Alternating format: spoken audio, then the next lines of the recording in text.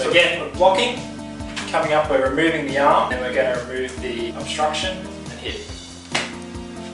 There are obviously some openings here and there, so I can hit him, I can strike again. So I can throw a few different variations just to make it a bit more fun.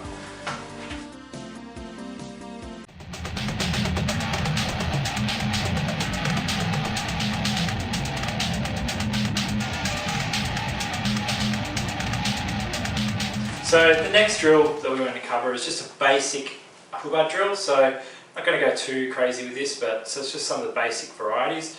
But it means to tie and untie, and it's just an energy drill. So it's not necessarily meant to be directly applicable, but a few applications come out of it. But with this, the energy is more on just keeping the pattern going and just playing with a few different varieties. It's also easily adaptable with empty hand, stick, or blade. So we're going to demonstrate with the stick today, just to start off with. And what we want to do is just have a little bit, when you're holding the stick, we generally like to have basically maybe 3 to 4 fingers at the end of the stick.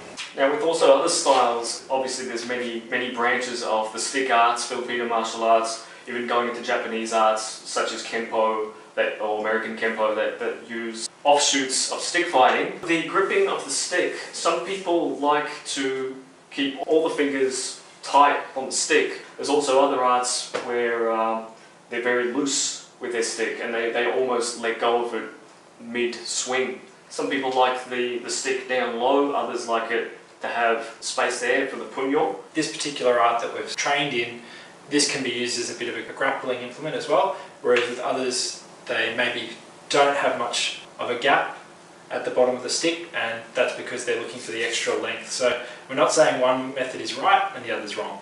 Right. So the Hubud drill, I'm just going to go through 3 variations. So I'm going to come up, strike his temple, and he's just going to block, and same thing, return. So it's just a simple drill. We're not putting too much energy, we're not really trying to hurt each other here. Basically all I'm doing is I have got a greater than 90-degree bend at my elbow, and my hand is also bent a little bit as well. Once again, our good friend, the triangle. How many triangles can we count there? Yeah, that's 2.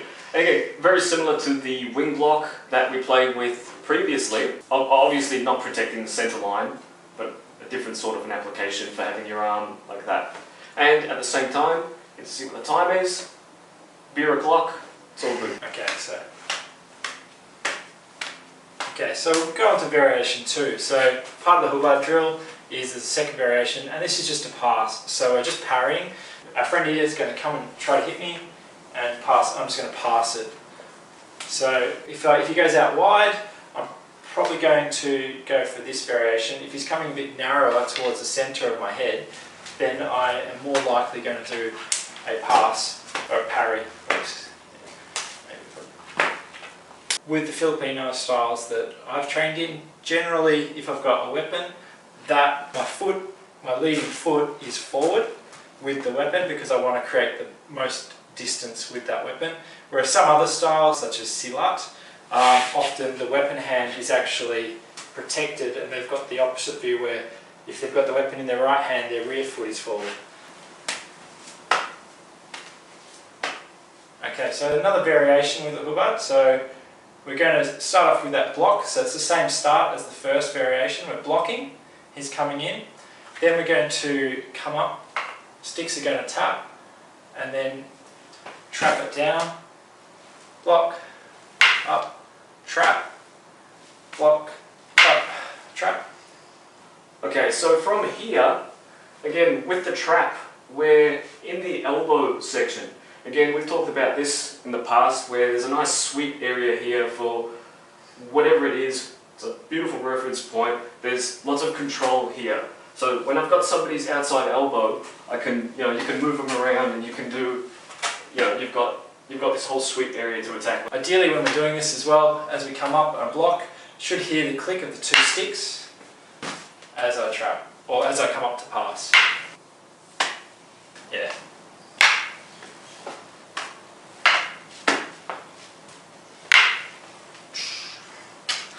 Cool. Obviously some openings here and there, so I can hit him potentially by just rolling my stick over. I can strike again, so it can block this time. Boom.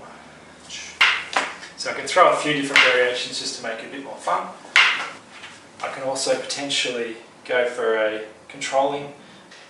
Every drill you do with a stick can be done without a stick or with some other weapon with a little bit of an adaptation. So, alright, so empty hands, we'll just go straight into number 3. So again, we're blocking, coming up, we're removing the arm, and then we're going to remove the obstruction and hit.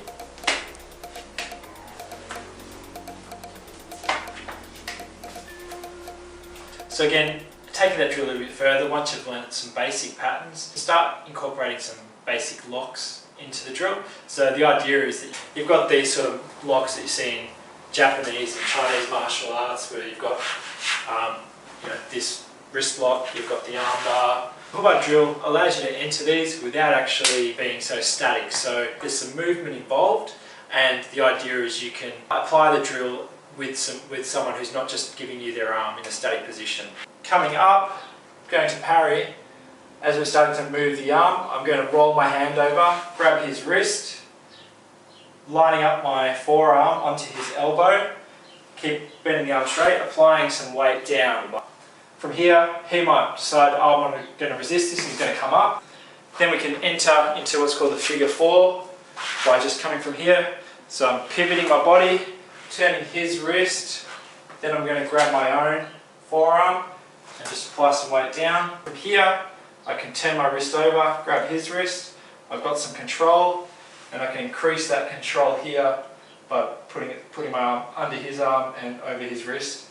I'll just let him go from here. We're going to stick with the 3 count, so it's 1, 2, 3, just going to go through, just get some rhythm going, and then when you feel like it, you can then eventually put in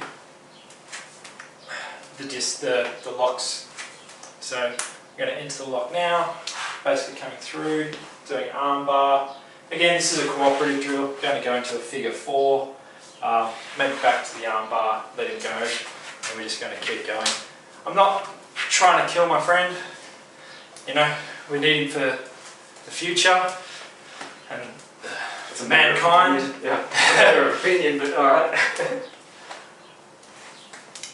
So just going through, working the drill. Just when we're doing this drill as well, we're not trying to be stiff, we're just loose, light, just flowing, and just whenever you feel like it, you can block, go through arm bar, maybe figure 4, bring it back out, turn into the wrist lock, just applying it. I'm not actually really applying this hard, doing the right mechanics, but turning it off before he actually needs to tap or damage the joint. So just going through.